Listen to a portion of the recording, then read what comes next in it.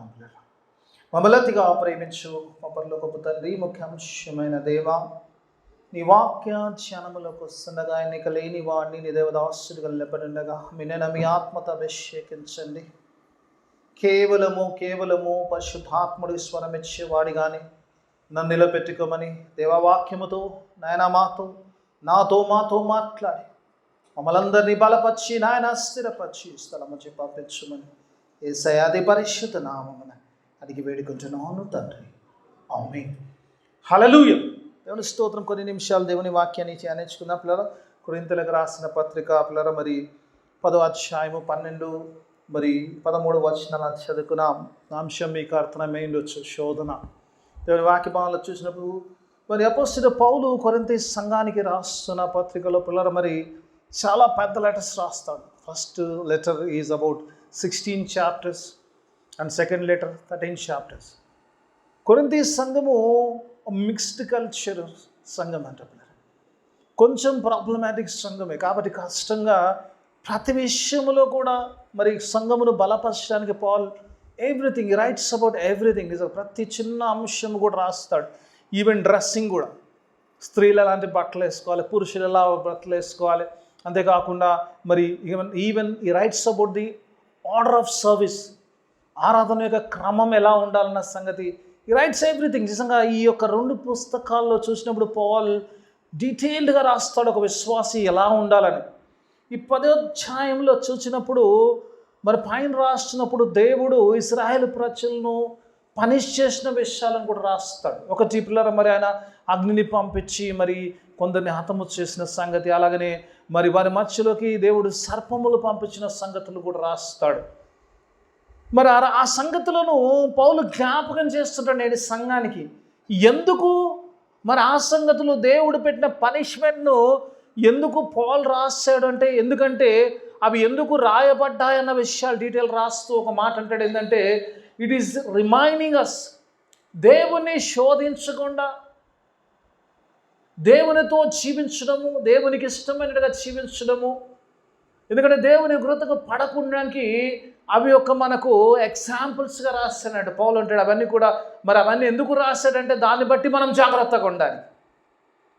చాలాసార్లు నిజంగా కొన్నిసార్లు ఒక సహోదరుడు నన్ను అడిగినప్పుడు నాన్ క్రిస్టియన్ అడిగినప్పుడు అన్నాడు, ఇది పరిశుద్ధ గ్రంథము కదా, మరి ఇందులో పాపము లేదంటారా అని అడిగాడు.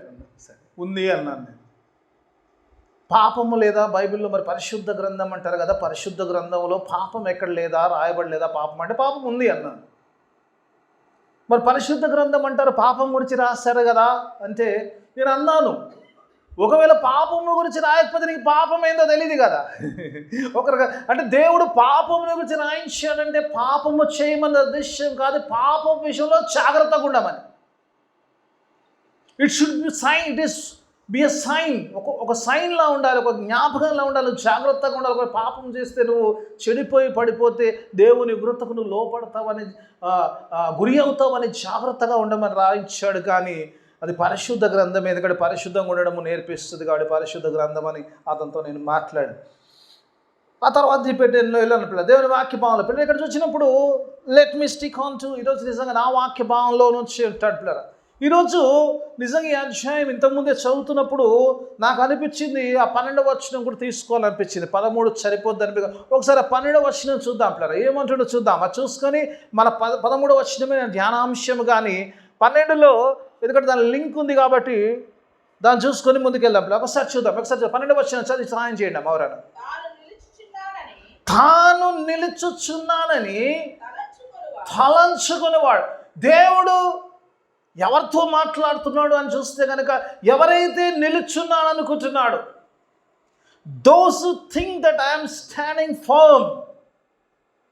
వాక్యం చెప్తుంది పిల్లల, గలతీయులకు రాసిన 11 అంటాడు కదా, క్రీస్తు యేసు మీకు అనుగ్రహించిన ఈ స్వాతంత్రములో స్థిరముగా నిలిచి ఉండి యేసయ్య శిలువ రక్తము ద్వారా, ఆయన రక్తము ద్వారా నిన్ను విమోచించి నిన్ను పాపపు బానిసత్వములోంచి విడుదల కలగజేసిన యేసయ్య విడుదల చేసి నీకు స్వతంత్రం ఇచ్చాడు. కాబట్టి ఆ స్వతంత్రములో నువ్వు స్థిరముగా నిలబడంటాడు.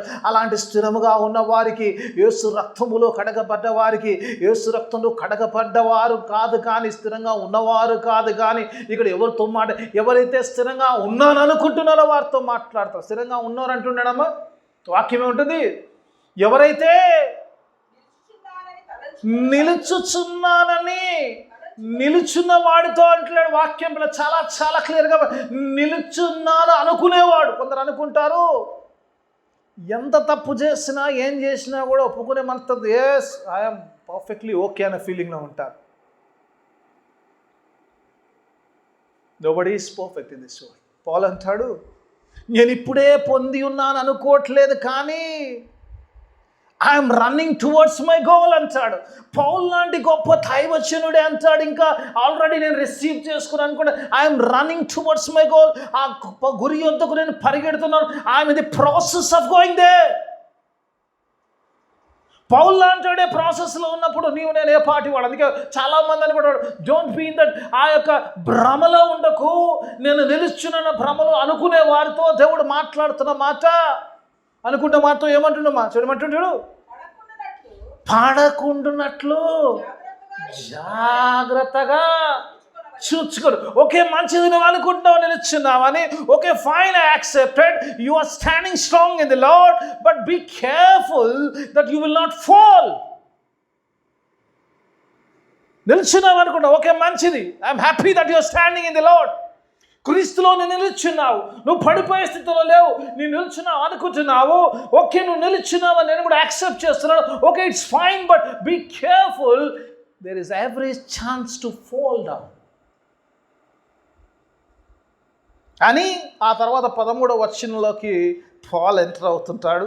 13వ వచనంలో చూసినప్పుడు ఒక మాట మాట్లాడతాడు. ఇక్కడ చాలా శోధన గురించి మాట్లాడతాడు. ఆ నిలుచున్నవాడు ఎవరైనా కూడా జాగ్రత్తగా చూసుకోవాల్సిన విషయం ఏంటంటే, ఇక్కడ చూసినప్పుడు యూ విల్ బి టెంప్టెడ్. అందుకే ఒక మాట అంటాడు, ఏమంటాడు, టెంప్టేషన్ గురించి, శోధన గురించి పౌలు మాట్లాడుతున్నప్పుడు శోధన గురించి మాట్లాడే పౌలు ఏమంటాడు సాధారణముగా మనుషులకు కలుగు. ఒకసారి చదువుకుందామా 13వ వచనం. సాధారణముగా మనుషులకు కలుగు శోధన తప్ప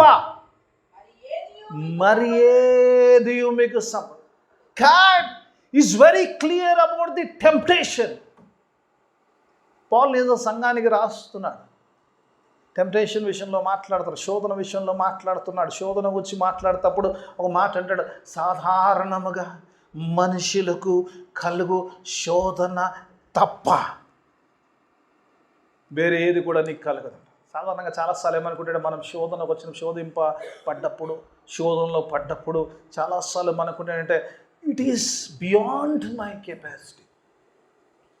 ఇలాంటి శోధన ప్రపంచంలో ఎవడికి రాదు. ఒకవేళ ఎవడికి వచ్చినా కూడా ఎవడు కూడా నిలబడాడు. కొన్నిసార్లు మనం నిలబడితే మనమే చాలాసార్లు గ్రేట్ అనుకుంటాం. ఒకవేళ నిజంగా శోధన నిలబడ్డా కూడా మనమే అనుకుంటాం, అబ్బా ఇంత శోధన వచ్చినా కూడా స్టిల్ ఐఎమ్ స్టాండింగ్ హియర్. దేవుని వాక్యమానంలో ఈరోజు నీతో నాతో సరే ఎవ్రీ వన్, ఈ లోకములో పుట్టిన ప్రతివాడు ప్రత్యేక విశ్వాసి. ఆ విశ్వాసి గురించి దేవుడు చెప్పట్లేదు, విశ్వాసతో మాట్లాడుతున్న మాట ఏంటంటే you have the temptations in this world. ప్రతి విశ్వాసికి కూడా శోధన తప్పకుండా వస్తుంది. అండ్ ప్రతి శోధన కూడా చూసినప్పుడు ఇట్స్ వెరీ కామన్ అంటాడు. ఇట్స్ నాట్ ఏదో అవుట్ ఆఫ్ వరల్డ్ శోధన ఎదురాదు. ఈరోజు సాధారణంగా వచ్చే శోధన వస్తుంది. ఏ శోధన నీకు వచ్చినా కూడా ఆ శోధన కేవలము సాధారణమైందే. శోధన ఎప్పుడు ఎక్కువైతుంది తెలుసమ్మా? అది మైండ్కి ఎక్కినప్పుడే, నెత్తికి ఎక్కినప్పుడు శోధన ఎక్కువ అయిపోతుంది. శోధన అబ్బో చాలామంది లేని శోధన నెత్తికి ఎక్కించుకుంటారు. దేవుడు అందుకే వాక్యంలో రోజు నీకు నాకు ఒక క్లారిటీ ఇస్తున్నాడు. Every temptation is very common, it's very common. భూమి మీద వచ్చిన ప్రతి వాడు కూడా శోధింపబడతాడు. యేసు ప్రభువుతో సహా శోధింపబడ్డాడు. యేసు ప్రభువుని కూడా వదిలాడమ్మ శోధకుడు. యేసు ప్రభు వారు యేసు ప్రభు నిజంగా యేసు ప్రభుని శోధించినప్పుడు ఇప్పుడు కొన్నిసార్లు శోధన విషయంలో చూసినప్పుడు యేసు ప్రభు 30 సంవత్సరాలలో శోధింపబడ్డాడు ఎక్కడ లేదు. ఉందా అమ్మ ఎక్కడుంది? అసలు 30 సంవత్సరాల జీవితంలో 12 సంవత్సరాలు రాసినట్టు మళ్ళీ 30లో కనబడతాడు యేసు ప్రభు కదా. ఆ తర్వాత ఈ వాస్ ఇన్ ది ఫ్యామిలీ డ్యూటీలో ఉన్నాడు ప్రభు అక్కడ. ఎందుకంటే పెద్ద కుమారుడు కాబట్టి, యోసేపు ఆ తర్వాత కనబడ్డాడు కాబట్టి, కుటుంబ బాధ్యత ఆయన మీద ఉంటుంది కాబట్టి ఈ was in the family duty. కానీ ఇప్పుడు 30 వచనాలు కానీ ఒకసారి ఎప్పుడు శోధన ప్రారంభమైందంటే ఎప్పుడైతే పరిచర్య ప్రారంభమైందో అప్పుడే శోధన ప్రారంభమైంది. ఎక్కడ దాకా ఉంది అది? శిలువ కార్యం దాకుంది. యేసు ప్రభు శిలువ కార్యంలో ఉన్నప్పుడు కూడా, శిలువ మీద ఉన్నప్పుడు కూడా, ఆ మానవాళి కొరకు, ఆ లోక విమోచన కొరకు ఆయన శిలువ కార్యం చేస్తున్నప్పుడు కూడా, అప్పుడు కూడా యు కమ్ డౌన్, అక్కడ దాకుంది శోధన. అంటే విశ్వాస శోధన ఒకరోజు వస్తుంది, ఒక రోజు కదా, ఇట్ విల్ కమ్. ఎందుకంటే ఒకసారి నువ్వు యేసుని అంగీకరించినాడు. యేసు ప్రభు వారి శోధన కూడా ఎప్పుడైతే బ్యాప్టిజం తీసుకున్నాడో, ఆ బ్యాప్టిజం తీసుకున్నప్పుడు ఆయన పరిశుద్ధాత్మ ద్వారా అరణ్యంలోకి కొనుపోబడిన తర్వాత 40 దినాలు 40 రాత్రులు ఉపవాసం ఉన్న తర్వాత అప్పుడు శోధకుడు ఆయన యొద్దకు వచ్చును అంటాడు. మత్తయి సువార్త 4వ అధ్యాయంలో దెన్ కమ్స్ ది టెంప్టర్. అంతేనా? ఒకసారి చూద్దాం, వచనం చూసుకుందాం. మత్తయి సువార్త 4వ అధ్యాయం మొదటి 2 వచనాలు చూసుకుందాం. చాలా వండర్ఫుల్గా ఉంటుంది. చూద్దాం, ఎక్కడ చూద్దాం. యేసు ప్రభు వారు బ్యాప్టిజం తీసుకున్న తర్వాత యేసు అపవాది చేత శోధింపబడుటకు. ఇప్పుడు చూడండి అమ్మా ఎట్లుంటారు. అపవాది చేత అంటే అపవాది పట్టుకోపోయినట్టుంటుంది కదా, కానీ కాదమ్మా. అపవాది చేత శోధింపబడ్డానికి ఆత్మ కొనిపోతుంది. కొంచెం కాంటెక్స్లో మనం ఫ్లోలో చదివామనుకో, సాతానేంద్ర బాబు యేసు ప్రభుని అరణ్యంలో యేసు ప్రభు సాతాను పట్టుకోపోవట్లేదు. అపవాది చే శోధింపబడ్డానికి ఆత్మ ద్వారా అరణ్యంలోకి కొనపోబడ్డాడు. అక్కడ ఏమంటే 40 దినాలు 40 రాత్రులు ఉపవాసం ఉన్నా పిమ్మట ఎప్పుడు శోధకుడు ముందు పెట్టాడు, కానీ శోధకుడు ఎప్పుడు వచ్చాడు? After 40 days. ఆ 40 days ఆఫ్ ఫాస్టింగ్ తర్వాత అప్పుడు ఏమంటాడు? అప్పుడు ఎవడొచ్చాడంటే అమ్మా సాతానుడు అంటలేడు. అప్పుడు శోధకుడు, ది వన్ హూ టెంప్టర్. నిజంగా దేవుని వాక్యపాలన శోధకుడు, శోధించేవాడు. ఆయన పరిచర్య ప్రారంభించక ముందు ఆయన బాప్టిజం తీసుకొని అరణ్యంలో ఉపవాస ప్రార్థన చేస్తున్నప్పుడు ఆ తర్వాత వెంటనే టెంప్టర్ వస్తున్నాడు. అంటే he has come to tempt Jesus.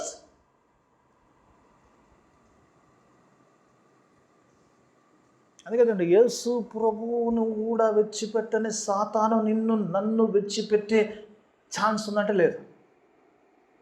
The moment you say that I accept Christ and I will follow Christ, వెన్నాడు వచ్చేస్తాడు.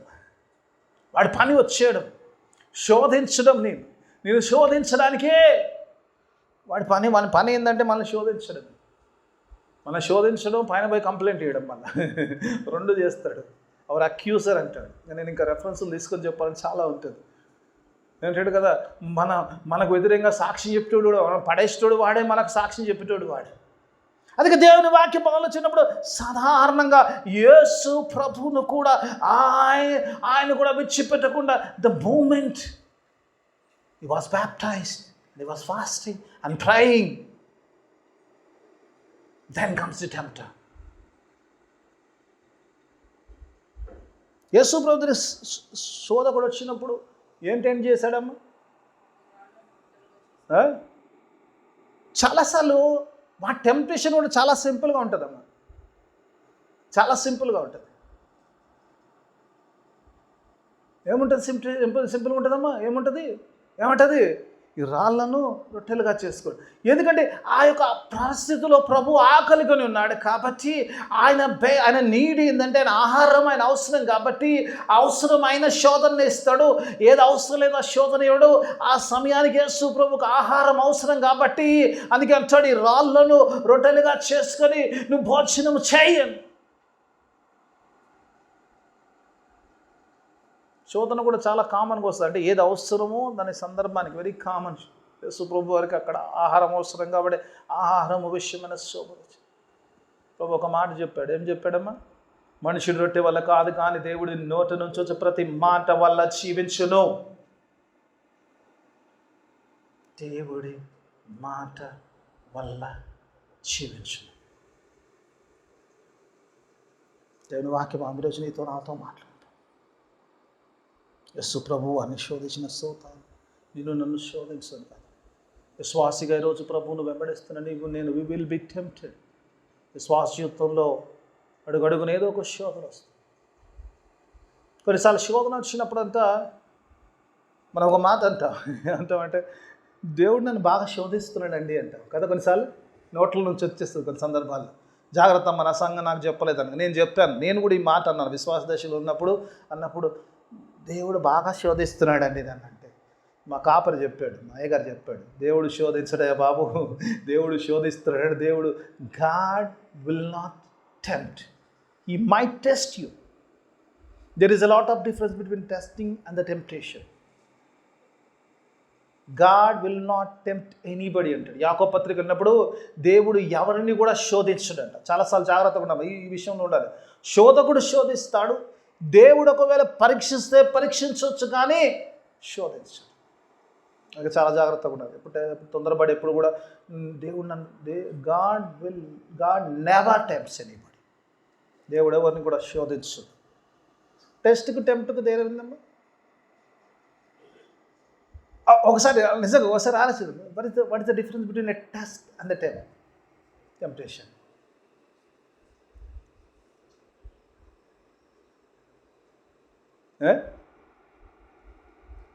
సాతానుడు పడేయడానికి శోధిస్తాడు, దేవుడు నిలంగా ఉండాలని నమ్ముతాడు. అదే గాడ్ మైట్ కొన్నిసార్లు వచ్చినప్పుడు సాతాను శోధనలో దేవుడు నిలకడకుండా, దట్ ఈస్ టెస్ట్. దేవుడు కోసం సాతానుకు ఒకవేళ పర్మిషన్ ఇచ్చినా కూడా God wants that you to be standing strong. దేవుడు పడిపోయేటాడు, సాతాను పడిపోయేటట్టు చేస్తాడు. దేవుడు అలా కాదు, నువ్వు ఉడికేలు అంటాడు. అందుకే పేతురుతో ఒక మాట అంటాడు, పేతురు సాతానుడు మిమ్మును జల్లించుటకు కోరుకొనెను అంటాడు కదా.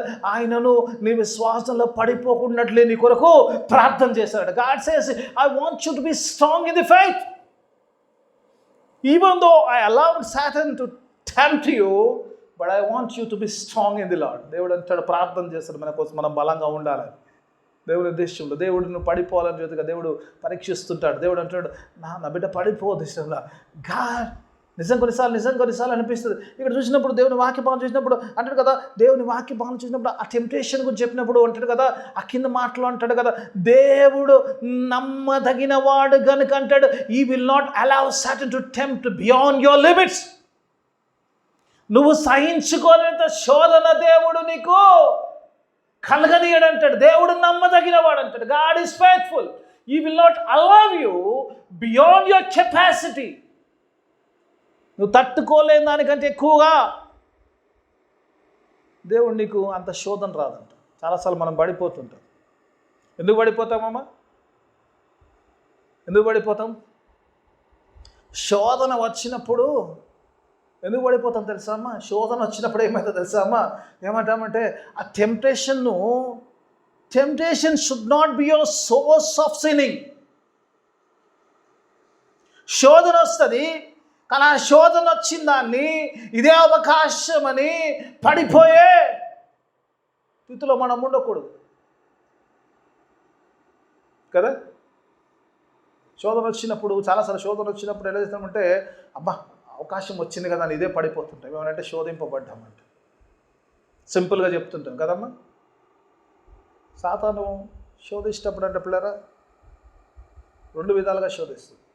ఒకటి పిల్లరా, దేవుని మాటలో నుంచి పడేస్తుంది. నేను దేవుని మాటలో నుంచి పడిపోయాడు.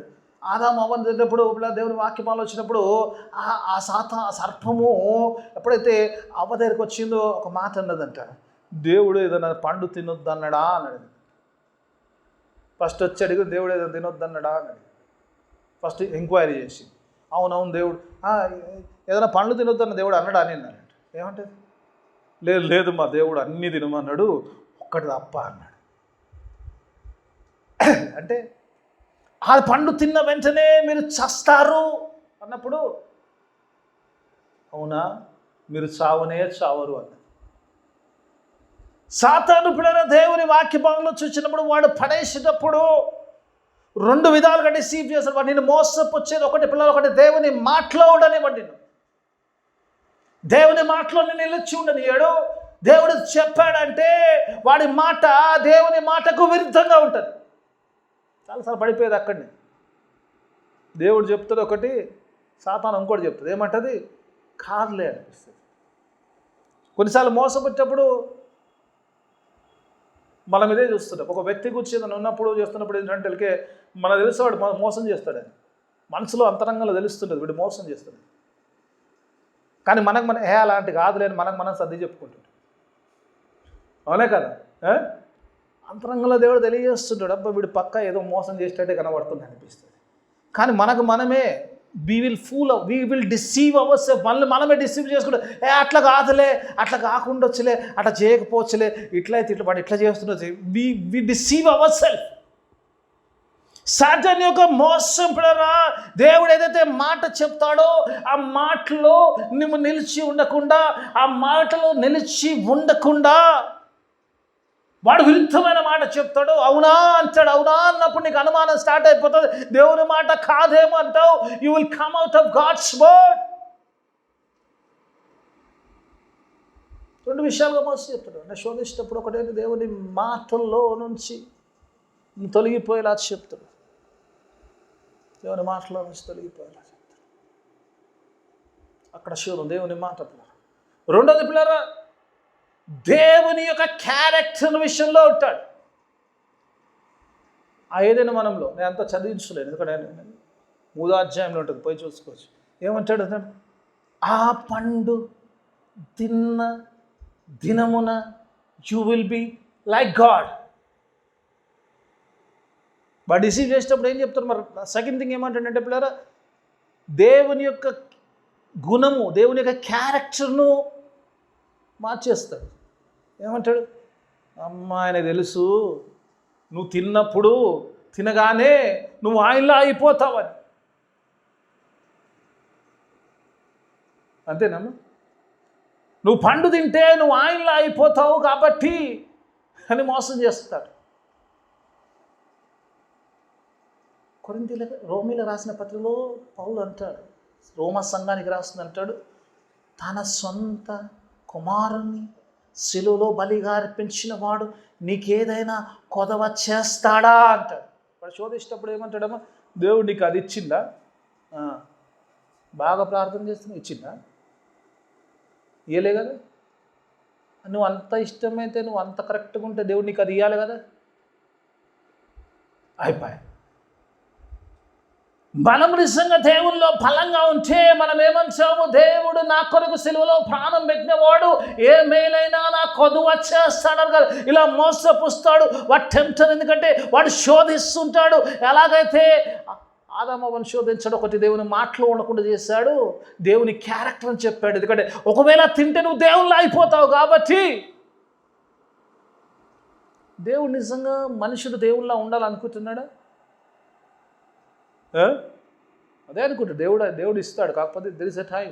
ఇక్కడ నేను లోకములకు వెలుగై ఉన్నాడు, అలాగని మీరు కూడా లోకములకు వెలుగై ఉన్నారంటాడు. The God wants us to be like him.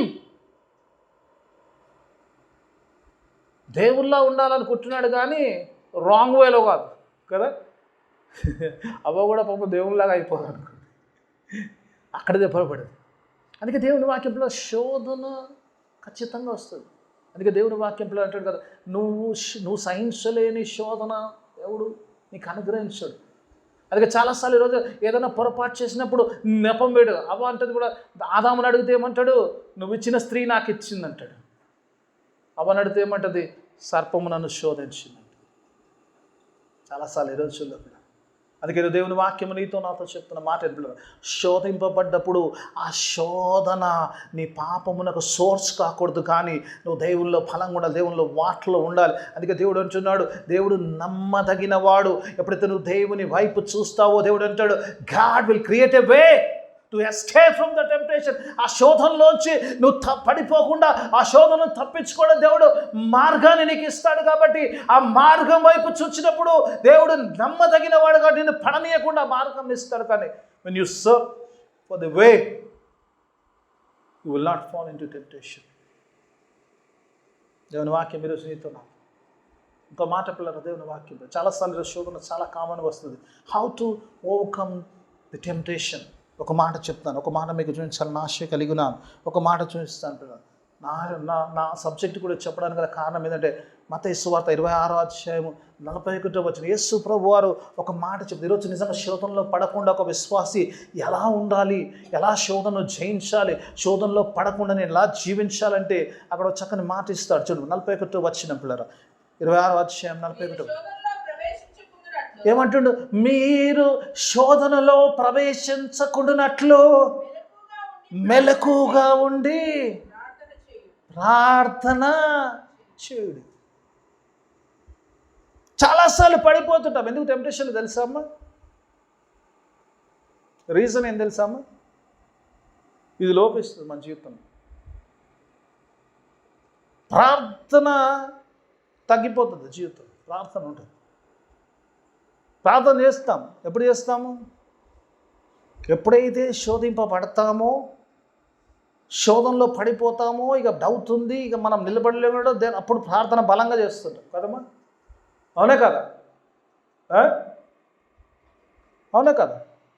శోధన అనిపించినప్పుడు, శోధనలో పడుతున్నట్టు పడిపోతా అనిపించినప్పుడు అప్పుడు ఎక్కువ మోకరిస్తావు, ఎక్కువ ప్రార్థన చేస్తావు. అయ్యా నా గురించి ప్రార్థన చేయను, అయ్యగారికి చెప్తాం, తెలిసిన వాళ్ళకి చెప్తాం, అందరికీ చెప్తాం, ప్రార్థన చేయండి, నేను పడిపోకుండా నేను నిలబడి ఉంటున్నట్లు నా కొరకు ప్రార్థన చేయండి, please pray for me, please pray for me అంటుంటాం ఎప్పుడైతే శోధన వస్తుందో. కానీ యేసు ప్రభు వారు ఏమంటుంటే, మీరు శోధనలో పడకుండానట్లు మెలకుగా ఉండి, before the temptation comes you have to be in the prayer. శోధన రాకముందు ప్రార్థనలో ఉండాలి, శోధన వచ్చినాక ప్రార్థన చేయడం కాదు.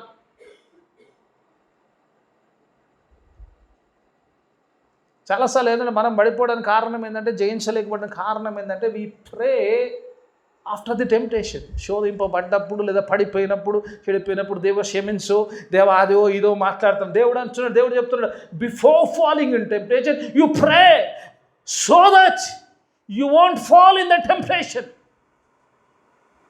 యేసు ప్రభు ఆ God is a wonderful God. ఒకసారి మరలా చూసుకుందాం. మత్తయి సువార్త 4వ అధ్యాయంలోకి వద్దాం. ఒకసారి చూద్దాం ఏమంటున్నాం, చూద్దాం పిల్లరా. నేను 4వ అధ్యాయం 1 2 వచనాలు చూద్దాం. ఒకసారి చూద్దాం.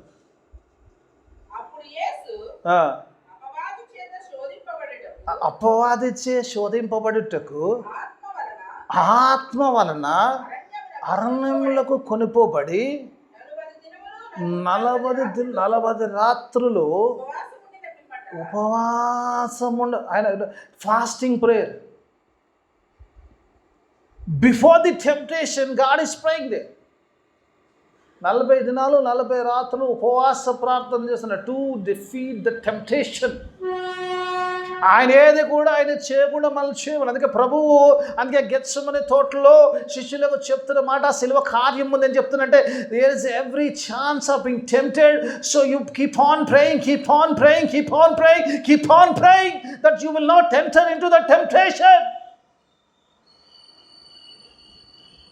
ఆ టెంప్టేషన్ వచ్చి ఆ లక్షణాలు కనబడుతున్నప్పుడు నీ మోకాళ్ళు వంగాలి, మోకరించి ప్రార్థన, ప్రభువా నా చెంతకు రావద్దు, ఒకవేళ నాకు శోధన వచ్చినా కూడా దాన్ని జయించే శక్తి, దాంట్లో నిలబడే శక్తి నాకు అనుగ్రహించు.